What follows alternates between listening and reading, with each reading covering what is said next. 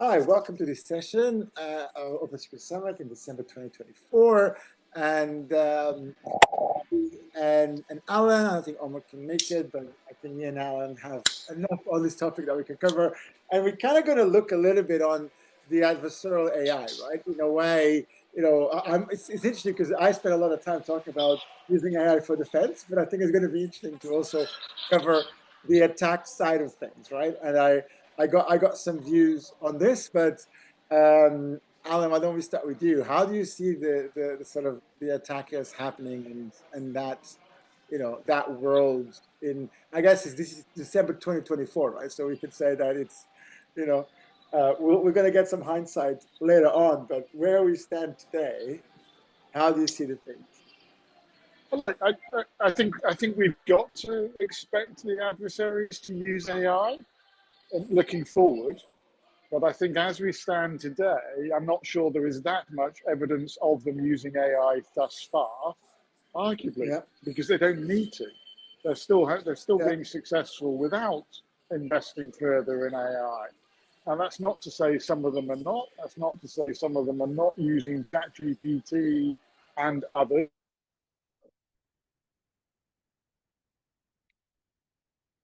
Ooh, we lost Alan. Let me just pause this. Back on mute. So sorry, Darren, I'm not. I probably need to repeat. I, I I think the premise is accurate in terms of we should look at it as a risk and we should prepare for it. I'm just not convinced that it's an issue today, and I think we many have still got foundation issues to worry about before they start worrying about AI, adversarial use or otherwise.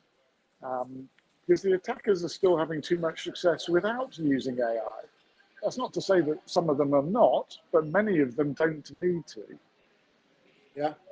And I think Um, you add to that in an interesting way, AI introduces a single point of failure, but also introduces a way for probably an attack vector for them to be discovered. If you think yes, about it from a kind of, I think it was interesting when OpenAI was saying that they were blocking a lot of these guys, and I was thinking, hold on, OpenAI has data to pinpoint who the hell the criminals are, right?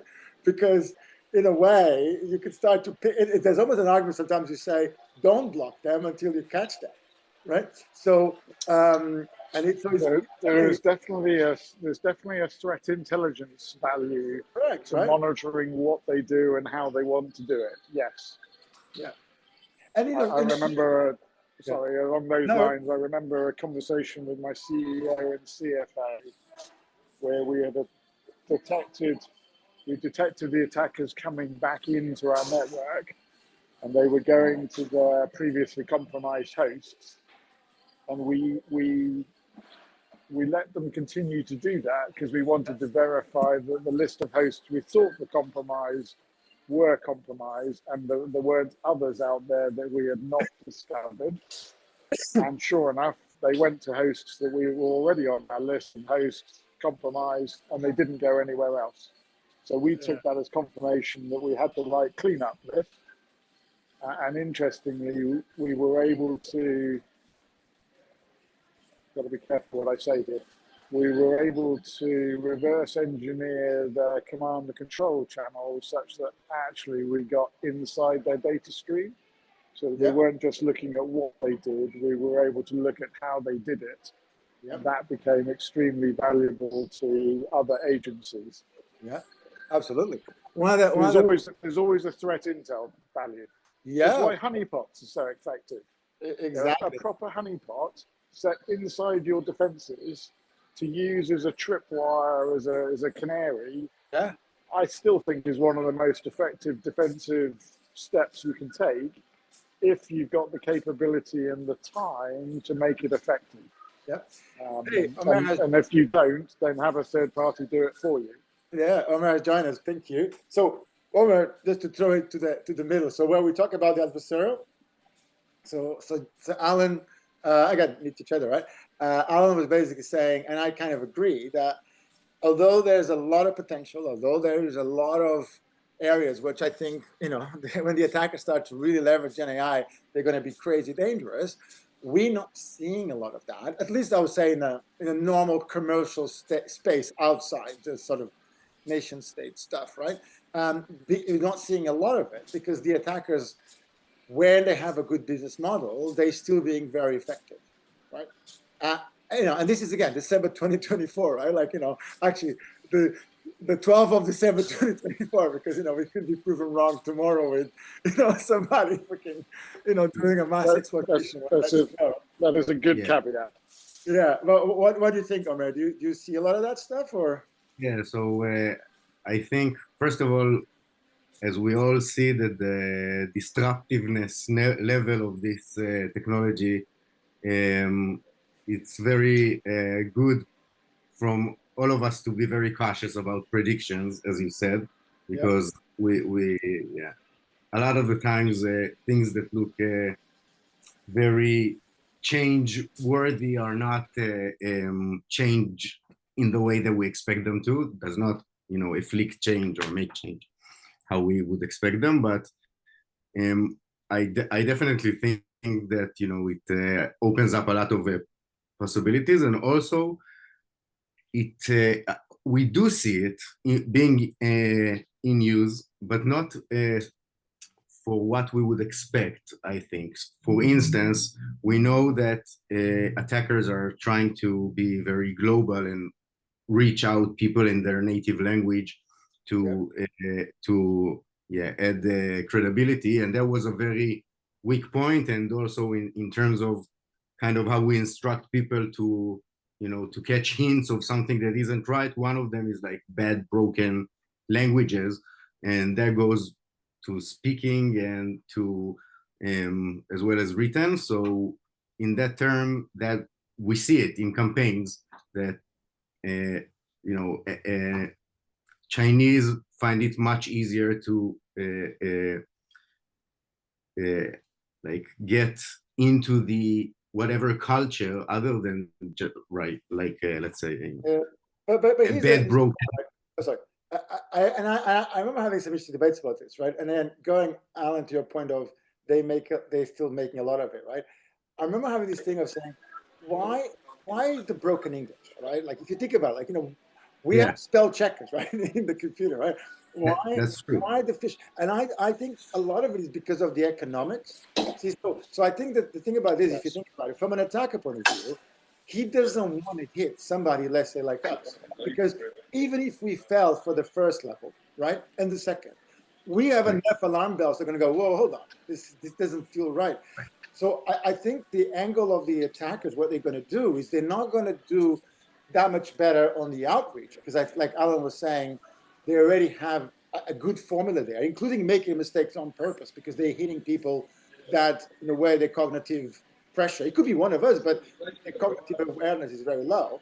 What I think they're going to scale is in the automation, right, of those responses. Yes. Right? So first of all, what I was going to say that we see it now in the most non-sophisticated attacks, right? Even as you said it, a high level, whoever attacker would have enough time to make a very good proficient English lettering if you want. But those kind of attacks are very low, and they go on huge scales and go on very little margins that would go to that. And by any time they can elevate those funnel percentage, that would mean greatly. But we're going to see it getting high, like more and more. I was just saying, but we get to see it. So that was the first time that I encountered AI, very knowingly. And then what we see is the next step that would, across from sending, spam mail, which is probably the easiest kind of and most unsophisticated attack, then the next level is kind of bots. So people who interact at scale with users, and that's where we see it also, that it's elevating, very drastically the level of trust that people put in correspondence rather than, a single mail out there. And we see it across a lot of places. So everything is kind of elevated. And also, like I said, like people it goes to like how would I say it? It goes to like our routine. Okay, the same way that if a phone call have greater conversion, yeah, for the attacker than an email because it sends out more trust. So that's also something that most of us, out of nature, we Yeah, talk to social anyone conditioning. who sounds human. We talk to something who sounds human. It makes us more Yeah. trustful. Okay, and if he has a deep accent, then maybe less so. And so also those boundaries are gonna be, more blurred out and harder to detect. And people will take advantage of it, and they already do. And Yeah. Omer, if I may, I think you make a good point there, because I think that's the area where we have seen, I'm going to say most. That's an area where we have definitely seen AI-enabled attacks in the field of deep fakes, because it's that purporting to be human interaction piece. That's where we've seen it, and indeed it has been quite effective, because it goes to that social conditioning piece that you're talking about. So I think, Denis, and in terms of my earlier, I don't think we're seeing it. I think deep fake is the area where we have seen it perhaps first. But I think your point about it's definitely going to be in the scaling and automating where we will see the effects of it. But yeah, I'm absolutely with Omer. I think it's the less sophisticated end. It's the cheaper use of ChatGPT or OpenAI or any of the other not paid for Right. areas where we're seeing it for now. So I'm an optimist on this, right? But this is one where I'm optimistic because things are going to get worse. So I actually think I That's think not optimistic. it is because there's a twist, right? So I actually think that the whole identity, right, is going to take a massive hit, right? The whole trust of who's on the other side is going to take a massive hit because, like I said, we're going to get to a point where you can't tell the difference between an email, you can't tell the difference between voice, you can't tell the difference between video, right? So what I think is going to force is this a real proper solution of authentication and verification online, right? And at the moment, you can argue that we've been getting away with it, right? Like if you think about it, our authentication platforms, like think about it, it's like Zoom could do a way better job, right, than it does today, to make sure that Alan is there and Omar is there, right? Like, right? It's just there hasn't been the incentives, the regulation, the industry requirements to force the platforms, the email platforms, the communication platforms to do a decent job at verification, but also a decent job at anonymity, right? And to allow, and you want to be anonymous, it should be anonymous. You want to want privacy, have privacy. So, and the same thing with fake news, right? Like we didn't need AI to have a whole freaking world of ridiculous sort of like lack of trust or smoke and mirrors on what content is, right?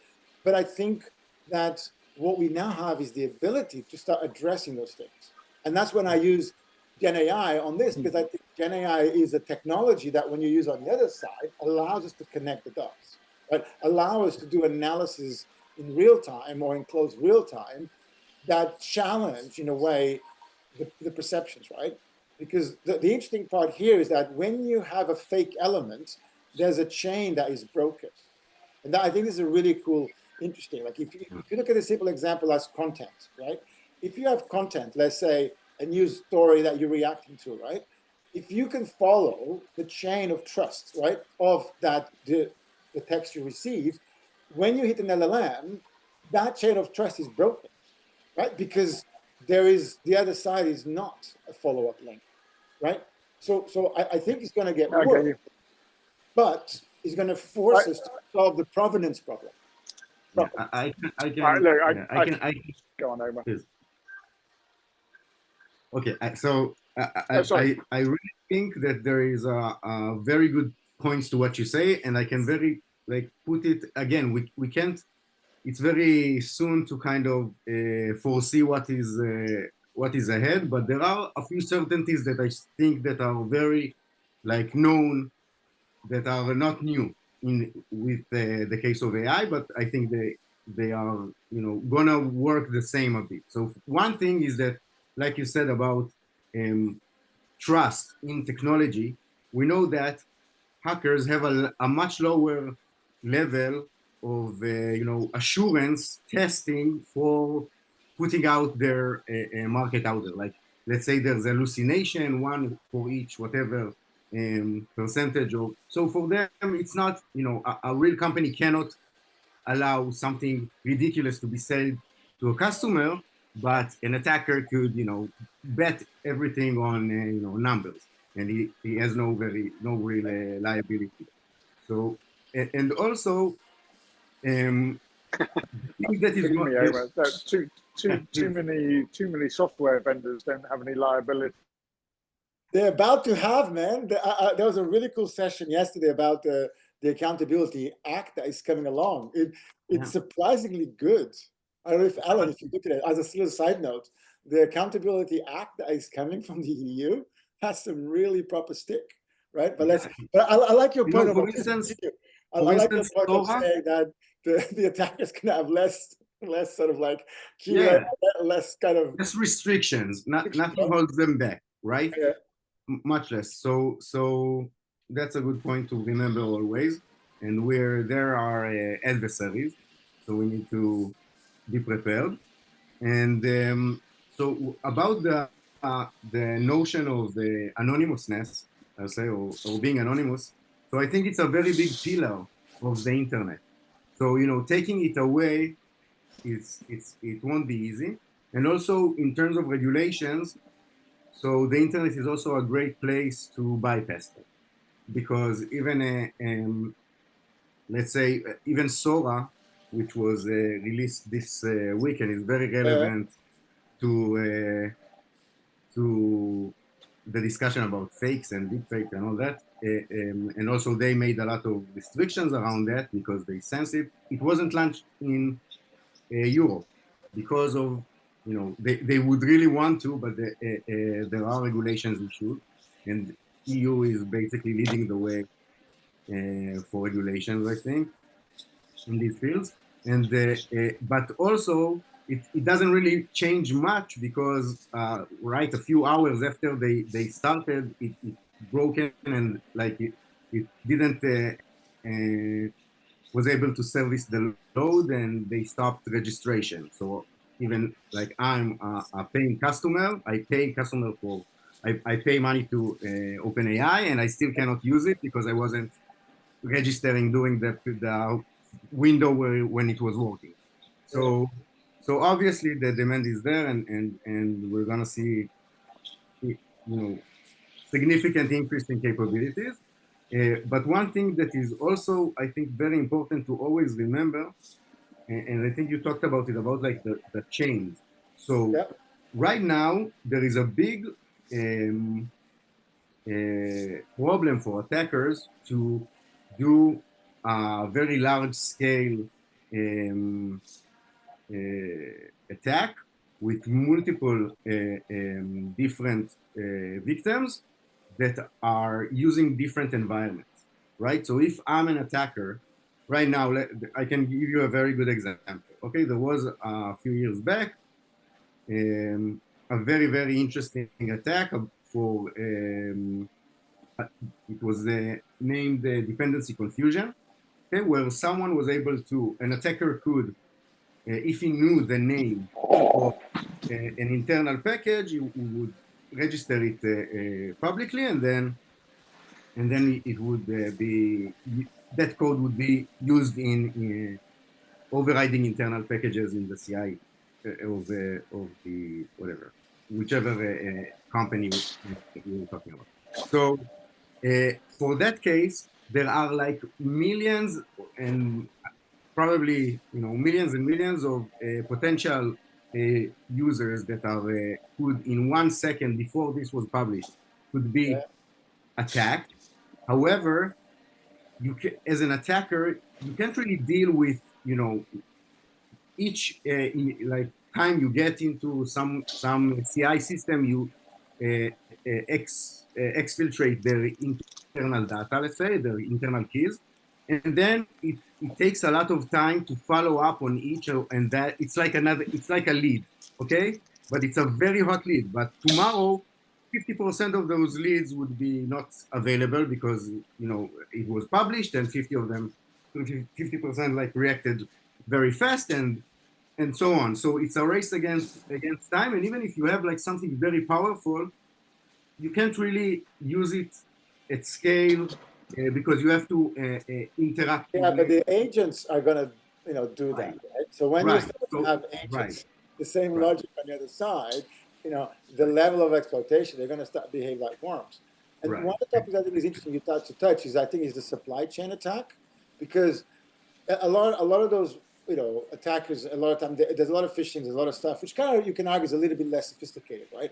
And like I said, they never really scaled in other areas. But you can imagine now a whole world of bots and automation that starts to gain trust in a bunch of projects, even open source projects, right? Or other projects that get, or internal, like, you could even have a case where, I remember we looked at like the rogue developer, but in these days, you can literally be hiring somebody, and it might not even be a real developer, or it might be one that is actually simulating, especially it's remote stuff, right? So you could start to have a much stronger internal, even software poisoning, where in the past it didn't scale, but now it's going to start to scale very effectively. And then you poison the source code, right? And then you put packages out there that now are infecting your supply chain. Right. But if I may, Dinis, I think that's where perhaps your optimism sits. We were talking earlier about the likes of OpenAI being able to detect malicious use of it and blocking it. I think there's an angle to that hopefully they will improve, but absolutely, I've heard reports of them doing that already. But I think that goes to your point about identity is going to become much more important. I'm not dismissing Omer's point about anonymity is still an important part of the internet, but there's a time and a place for it. So we're already seeing DMARC and SPF taking off, certainly here in the UK, and I don't think it's just here in the UK, to sort of reduce spam traffic. But I think we're going to start seeing, to your point, because people are going to be less trusting, they're actually going to be willing to jump through a hoop. They themselves become more trusting. I'm seeing where people are using video calls more than audio calls now, because they're recognizing that what they can see as opposed to what they can hear, they've actually got a better chance of recognizing the deep fake from a video than they are in an audio file. So people are already moderating their behaviors, I think, at the consumer level, not just at the business level. So it's a really interesting social response to a problem that more people are recognizing. Not just the likes of ourselves, general public. I also have a point to that it's very much an issue of perception, because a lot of the time, the more trustworthy, I'll give you an example. I just re-signed my contract, and my house owner, who we're in good relations, but I said to him, we're renewing a list. Let's just I'll send you it over like the whatever digitally signed solution out there. And he said, no, I think it's more, I don't trust it. I think we should meet in person and write a piece of paper. So now, the way to being able to say this is true, this is the true document, and this is the true person who signed it, is much more reliable. We understand it, that it's much more reliable, but in his mind, if he sees me, writing on a piece of paper, then that says trust to him. But if you think about it, like PGP tried to solve that, right, with a chain of trust, right, with signing. The problem was almost a solution that the market never demanded, and the market never saw, apart from some edge cases. But one of the things I think, not just here, but with artists and with other things, I think as, in a way, AI, for good or bad, devalues and commoditizes creation and images and text and even videos and environments, the human connection, the human ownership, right, becomes even more important. And we need to solve that. And one of the very important points here that I remember reading some stuff about like the growth of the internet, and it was interesting, some cybersecurity elements to it. But there was this very interesting analysis that said there's been pivotal moments in the internet history where you could go on three routes: privacy, control, and advertising, right? Unfortunately, I think for us, advertising and a bit of control has been winning, right? That model. And I think we have another opportunity to try to do it the right way, where you need to put the privacy of the individuals, of the companies, of the data at the center of what we do. And I think this time we have a better chance because we won't get a sense of privacy that we got before, because now the changes are much more real. And to Alan's point, he starts to hit society. And when he hits society, there is a backlash, right? There is a thing of Yes. people stop using platforms and they Yeah, start to push back. yeah, and I think again to Omer's point, we've definitely seen that in Europe. You know, Europe has definitely driven that privacy agenda from the citizens' angle. I think that's happening. What I've not seen, and I suppose we're going to be interested to see what happens come January, but I'm not sure, for example, the US is going to be in quite the same space as we want it to be in the immediate future as it has been for the last couple of years. So I think there might be an unwelcome delay to that trend that you're calling out to me, I think. Yeah, but that's an opportunity for Europe, right? And the rest of the world. Well, we need to like a good like Possibly. yeah a good marker for all of that is like that Google went on and start to talk when they showed their image creation AI image generator. Then they talked already about ensuring, and there was no legislation even remotely, about it, but they addressed it in the reveal in the Google convention in San Francisco that it's also gonna have a lot of identifiers to be able to tell that this was AI generated. So when the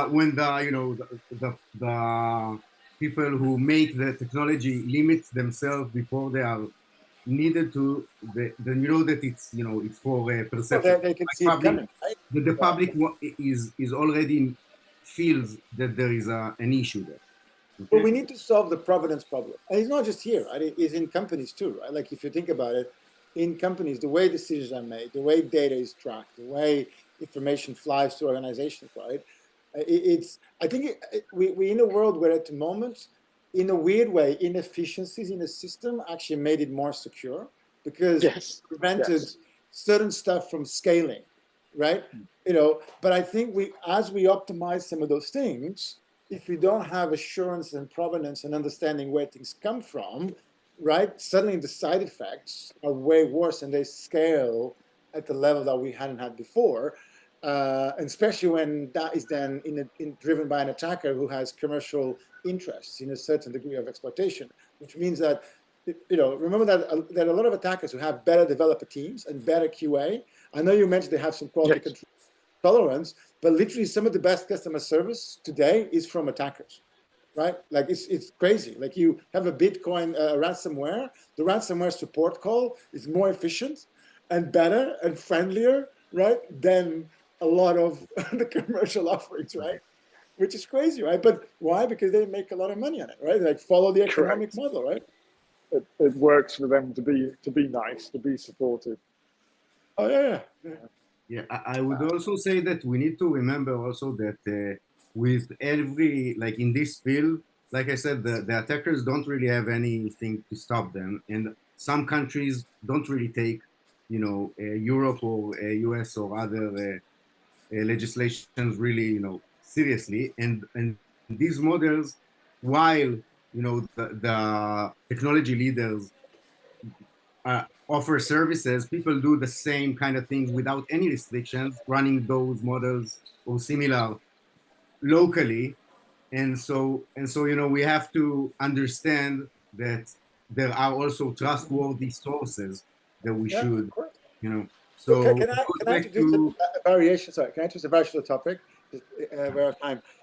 I think one of the biggest adversarial that we're going to have that is AI driven, right? That we're going to have are a lot of these AI products a lot of these AI solutions that we are baking in into the middle of the companies, into the middle of SaaS services, who are all done on top of custom models, who have learned that people have not fully understood how to exploit that.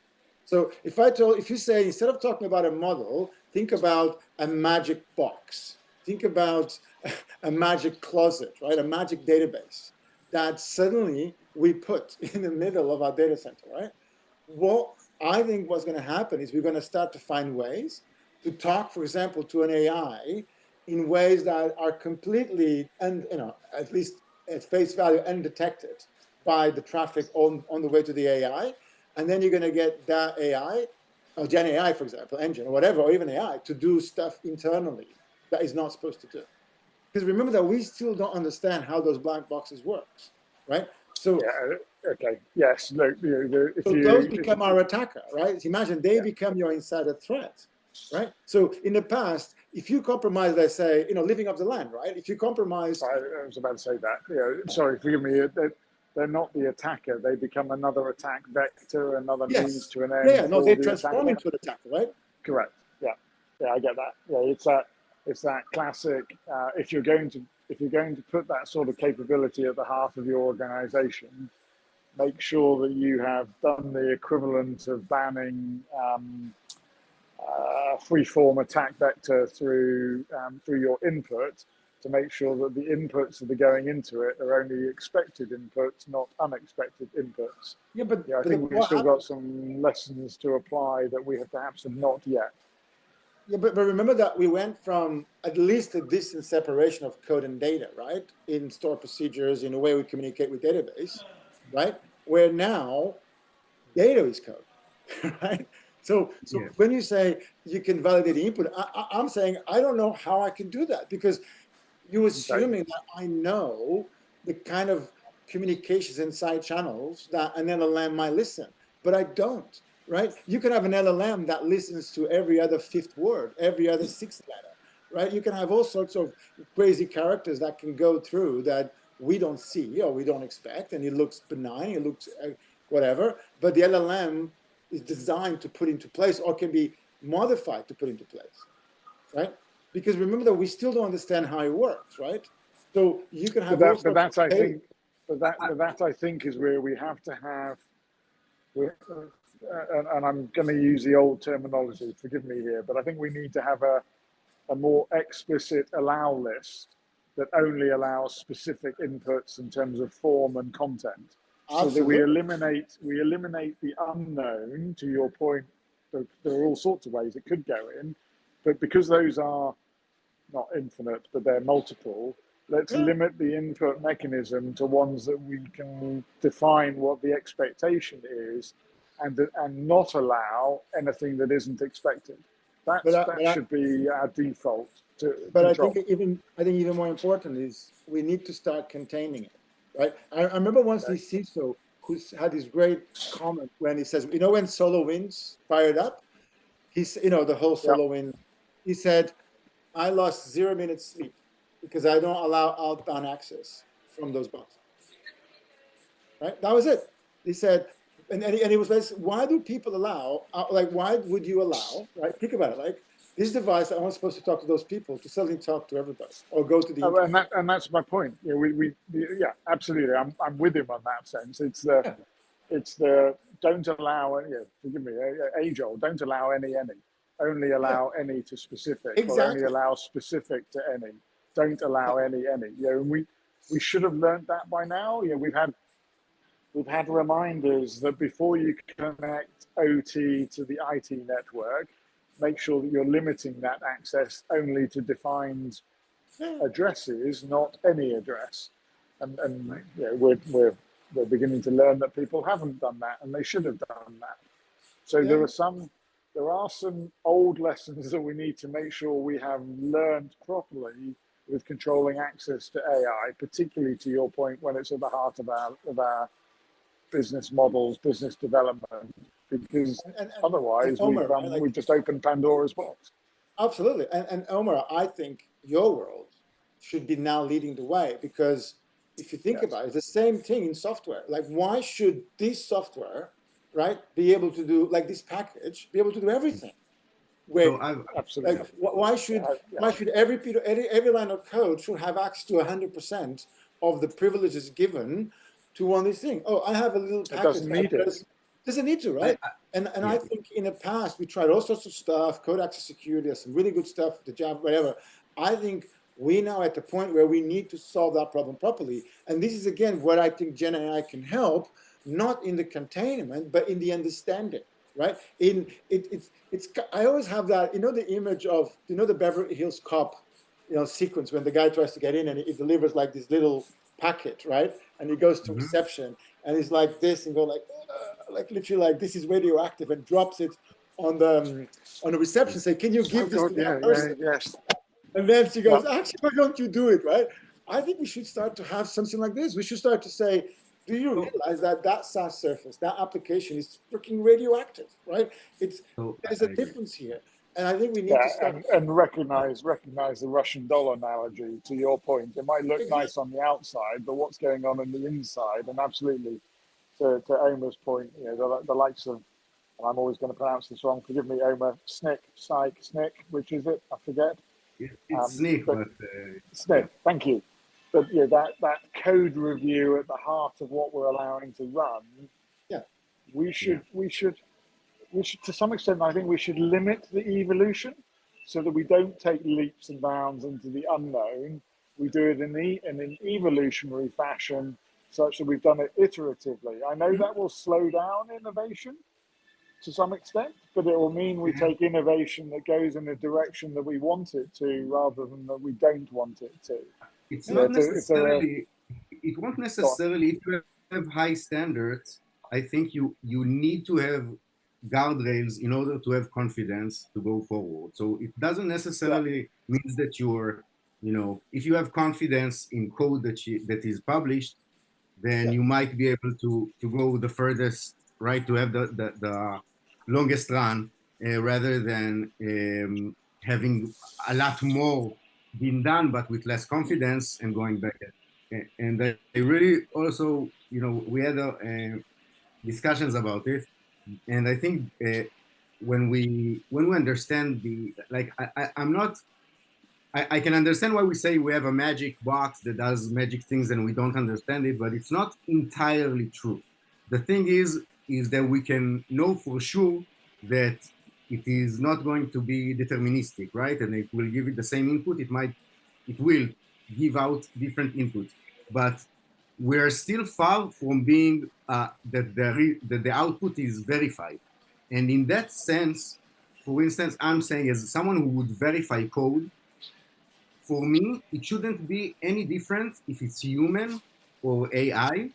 First, because AI, we need to remember, it's trained over, it's supposed to create code that is like learned from what people wrote, right? From code that we wrote. That's the starting point. So, but it does it very fast. But also there are ambiguous things that even I told developers to do something. They did it differently, and then we go back and we see the set of instructions, and I say, oh, I didn't think you would understand it that way, because for me it was clear that it would be. So everything needs to be audited, even for the sake of a mistake. And in that sense, AI would do it faster, but for me to audit it, I should be blind, for like double blind, in order to actually evaluate code. So in terms of being the security, because right now we don't have we don't have any assurance that code generated will work even, right? We still would run tests and we'd still want to see it, because it won't always work, even if it's AI or even if it's human. So if I may, Omer, I agree with so that. our trouble is keeping up with that kind of fastness and growth, and that's where we need to build mechanisms pretty much to understand exactly that. For instance, even if we talk about identity and what people can do, AI also has an identity. It's engine, and one engine with one weight could potentially, like one human would go over another human code and put comments and say, you should change that probably, or send it to a third person and say, what do you think about that? So that's the thing that we're probably going to see with AI, because as much as it's a magic box, so are we. People do things that we can't expect, and we can't be always trust, an internal worker. And in that case, in that kind of sense, it's more of the same, only much faster, much more robust, and so on. And we're not there, but we're going there. Like that, we can't. No one would send out code that would risk his company, right? Nobody, even if Well, it's they guaranteed. shouldn't. But forgive me. I think Yeah, that's where that's. Okay, this is probably the control freak in me, so forgive me here. But this is where I think we've got to attack the liability or the lack of liability for software vendors. I think we've got to make them own the liability, at least more so than they do today, to encourage them to have a more effective quality control over what they release, whether that's actually in the code or whether it's in the functionality or both. So the software bill of materials piece, I think I do actually support that, because that it'll still allow innovation, but it'll allow higher quality innovation that's probably slightly slower to get that quality.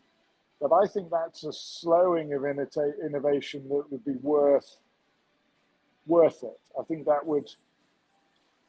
that improved quality, people would be more comfortable with embracing it than they are at the moment, where people are getting increasingly wary. Omer, to your point, where somebody is not accepting a digital signature and they're going back to the old ways, but they know that's not as efficient. So they're actually doing it reluctantly. If we can give them a way that is slightly slower, but they would have more confidence, I think that's got legs. Perhaps that's me being optimistic. Perhaps that's me being a control I freak. think you're right. I think also it took a lot of time for digital contracts to be, this is how the world runs now. Like, I wouldn't tell it to my homeowner, but obviously I signed contracts of great amounts of money, and companies around the world sign contracts and employees for everything digitally, and they very much assure that that if they go to court, let's say to court, and they have something, they will abide by what's by the reasoning and the understanding that technology in this case can be verified, and it's assured, and its quality is good, and so on. But So Alan, let me give you actually an argument that you can make in addition to what you're doing, right? At the moment, what's stopping innovation is complexity, right? What's Yes. stopping innovation is the fact that most software teams are bogged down by bad pipelines, complexity of making changes. It's almost like you have this crazy paradox that the bigger the code base, the slower you get. Right? Yes. Yeah. There is something about having lean code still, isn't there? Exactly, right. And I think, again, I think we are, in a way, we are at one of the peaks of complexity. So the idea, and in again, another one of those twists of development, somehow along the way, the idea that architectural diagrams, documentation, knowing what the hell is happening in a package is not needed for innovation. Even ironically, it was even named in the Code of I've Innovation. never accepted that. I've always resisted that. But you're right. It's crazy. Yeah, the code bloat doesn't actually work for anybody. Yeah, but I'm telling you in my example, like what I and I wanted to show. I did this before, but now I can show. Like the stuff I've been doing in a cyber boardroom is that, and my open source projects now is that I can show real examples how, because I spend the time improving the pipeline, because I spend the time making it simple, I'm going crazy fast, right? And Right. I'm going fast. And again, if I look at the level of innovation, my level of innovation has not slowed down. In fact, I'll argue that I'm now innovating faster because I have better models. But this is a conscious approach. And I think in a lot of organizations, there's a lot of decisions that are made that go against this. Even when they want to do it, you don't empower it. And I think we need to solve that problem, right? Because in a way, that's what will get us productivity. That's what will get us acceleration. That's what will get us innovation. right? So the I bill of think that's the materials, business case that you need to make and convince people, because I think that would be I think that's worth putting our weight behind, because that yeah, becomes an efficiency gain. That efficiency gain equates into reduced cost. At the end of the day, that's always going to persuade the financial team. If it's less cost and well, less liability, why wouldn't they do it? And also we need to remember that, risk is not, it's always there, of right? We course, had our job is to vulnerabilities allow risk to out occur, there right? before AI, and even, the best developer can make an honest mistake and no one would, catch it until someone does. But and also different companies, right, can adhere to different risk levels. So in that kind of sense, we also can say about, generative AI that there is some risk that is not, and also we see it in the real world where Also, developers. it's a crazy risk, man. Like, so I'll disagree a little I bit. agree, but that's what I'm saying, that the developers, um, you can hurt their productivity up to some level, and they will just, and they will go past it. They will go past it because you can't say no. You have to fix every bug that is there, and No, no, no, then no. half of them, and then no, but then half of them are not, applicable. They'll just, the next time they'll see another alert, they'll just ignore it automatically. So you don't also want to be there. You want to But that's be why we need context, right? Like, so for going back to Alan's point, right? Like, exactly. if you do a deny any, and you only allow what is to happen, 90% of the vulnerabilities that exist, you don't care. What we need is that knob It's that to be simple. able to And you change need it. context, right? You need the context to know why does it matter, why it doesn't matter, right? And I think Well, that's and to your point about design charts, architecture diagrams, why do that's we why. not map data flows properly? Yes. If we know if somebody's designed something to act in a particular way, well, document that and bar any other traffic that doesn't fit with that Yeah, but model. dude, but up until now, that never scaled. And that never scaled. Look, I tried to do that. You know, when GDPR came along, I was like, this is great. I'm going to map the freaking thing, right? And suddenly you realize that you're mapping not just your code, your infrastructure, the business, like literally you're mapping everything. And then you come back 2 weeks later and things already changed, right? So I don't Yeah, think, okay, that becomes a boiling the ocean problem, yeah. isn't it? Okay, So, yeah, but I I think get that. now we have the ability to do it. For me, that's the exciting. I think we finally have the opportunity to understand reality. And also I still feel that going back to the adversarial, it's our single biggest advantage, right? So we want a business model where the attackers have to get it right 100%. We don't have to defend everything all the time because it's impossible, right? What we need is the attackers to make a couple of mistakes. And they will make mistakes, even if all close to the end, but there's a moment where they have to deviate from the norm. So if we know what good looks like, we will know when the attackers are making moves, right? We know when they're probing. In fact, your honeypots, right? To your example, I once worked on a project where we did it for bots pricing, but then it became a great defender where the site was being hammered by bots. So we created a separate website, looked just like the real one. It just wasn't connected to anything, right? But had everything there, right? You could even buy a product, right? But you would never check out because the bots never checked out. And then we found out that was great for the attackers because as soon as we found somebody, we would move it over there. And then the attackers couldn't tell the difference whether they were in our mocked site versus the real site. Right? And that's where we attack their cost model, where Ex they're having to expend energy, but they're not getting exactly. result. I Exactly. love that. Yeah, Exactly. That the scales. Like that's ISPs have been doing that for a while, haven't they? In terms of black holing bad traffic, they don't block yeah, it; they just black hole it. It goes nowhere. yeah, yeah. Yeah, we should. Forgive me, gents. I've just been given the 2 minutes gypsy warning, so I'm going to have to drop very shortly. No, this is great. Okay, final comments from you, and then I need to go to Central London too. So, Omer, sorry, Alan, final comments on you on this, unless it just internet's not working. Ooh. All right, I think he froze. Yeah, maybe All right, we Omer, final comments on you on this sort of adversarial. Yeah. So I think it's I think it's very important for security people to kind of, we all see what's going on with kind of mixed emotions. A lot of kind of fear and a lot of, we everyone feel like this is, it's something that we want to attach ourselves to because it's exciting, it's interesting, and it's working, which is sometimes we've passed the point where it was a surprise that you pick up a prompt and it's working. And because also a lot of the time, a lot of like past years, AI was a very big buzzword that a lot of the time didn't made us trust. People didn't trust AI. They felt it's like a marketing thing, and now people trust that AI is a thing that can have capabilities.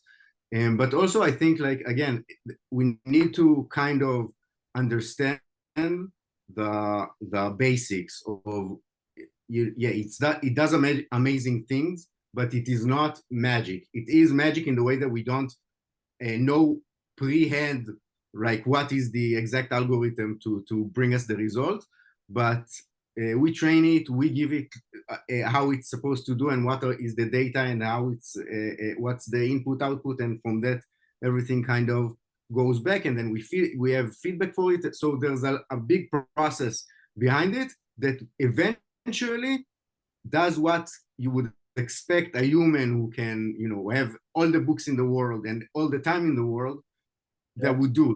So we kind of need to go into that mindset that it's like it's created in our image, right? AI is created in our image. It's not out of thin air. So it would make mistakes. It would do things that are not verified. We hallucinate badly, right? Like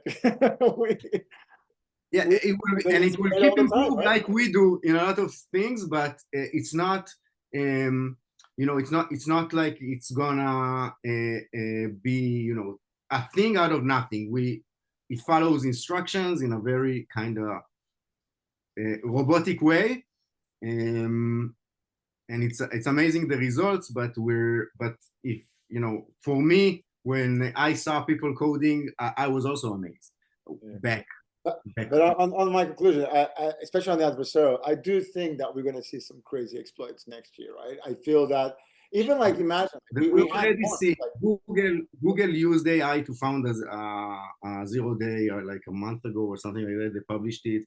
There is so many. I just saw an amazing. But it's more on the scale. It's more on the scale of the attackers, right? The proof of concept even AI is going rogue. That's what it says. Like someone, if you want. You don't need to do a lot. You just need to put on the prompt and put on resources. A 0 day will come along. So people will. But we had that before, right? People will find 0 days. I feel what we didn't have before was the scale. And look, imagine like the same way that think a lot of worms that we had was just bad code, right? A lot of worms that I don't know if you remember, like a lot of stuff, especially in the early 2000s, they would bring down half the internet, right? And the only reason they did it was because the code actually had a bug and maybe it was propagating too fast, right? So you could start, and there was a self-replicating worm, right? The difference was that almost like the attack becomes a denial of service versus other things, right? So imagine a world where some of these AI attacks or Gen AI attacks who have some capabilities suddenly start to go like that, right? And start to go exponential and start to behave in certain ways, So I think we're going to see that, and I feel like there's a good side of this that is going to force us to do a lot of the fundamentals right, and it's going to force us to fix identity, architecture, understanding, response, observability. Those are all things that we used to call non-functional requirements, right? Which are important, but kind of got shoved into the corner. They're shoved because their overhead is just humongous, and and the AI might be a very good way to deal with to deal with the most the man hours that are well, you did scale, right?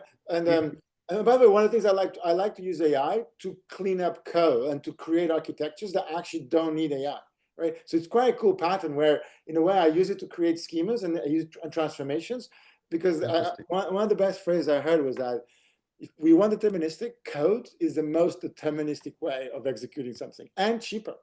right? So there's a lot of times where you don't need a lot of AI. What you need, like, for example, in software development, I love the idea of starting to create all these transformations for every model of the code, of the architecture diagrams. And actually, when you have that, even our static analysis engines are good enough to follow it up, because what you're doing is reducing the complexity of the elements and coming up with, ways to connect the dots, right?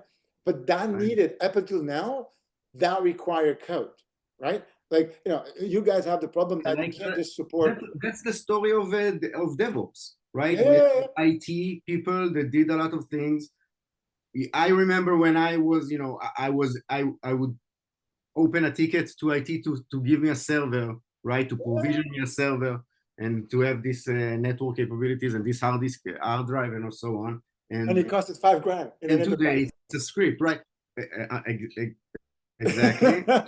And also, I remember that people said DevOps is gonna kill the IT, but we see more DevOps than ITs ever. We need Like, them so. more, right? Exactly. Man, this has been really cool. Thanks for joining. And I really like thanks for popping up, and we do the videos. And I'm really close to being able to actually really allow all the data in the Open Security Summit to be processed and talked to. And this is definitely a good session that has good materials. So thanks for joining, and I see you around. Bye.